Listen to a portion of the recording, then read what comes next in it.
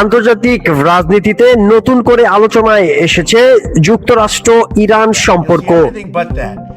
As I first announced in 2020, we will build the National Guard of America. শর্ত সাপেক্ষে ইরানের শীর্ষ নেতাদের সঙ্গে বৈঠকের আগ্রহ প্রকাশ করেছে মার্কিন প্রেসিডেন্ট ডোনাল্ড ট্রাম্প। এক সংক্ষিপ্ত সাক্ষাৎকারে ট্রাম্প জানিয়েছে, আলোচনায় উল্লেখযোগ্য অগ্রগতি হলে তিনি ইরানের শীর্ষ নেতাদের সঙ্গে সরাসরি সাক্ষাৎ করতে প্রস্তুত। তিনি আরো বলেন, যুক্তরাষ্ট্রের প্রতিনিধি দল ইতিমধ্যেই পাকিস্তানের উদ্দেশ্যে রওনা দিয়েছে এবং শিগগিরই ইসলামাবাদে পৌঁছাবে।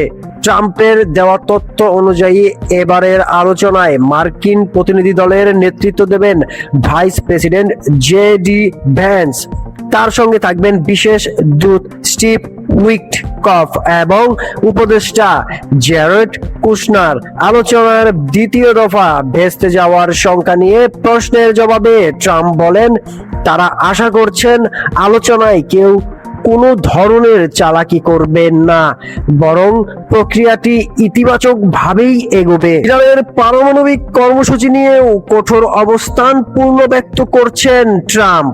তিনি স্পষ্টভাবে বলেন, ইরানকে অবশ্যই যে কোনো ধরনের পারমাণবিক অস্ত্র তৈরির প্রচেষ্টা বন্ধ করতে হবে, কারণ তাদের কাছে পরমাণু অস্ত্র থাকা গ্রহণযোগ্য নয়।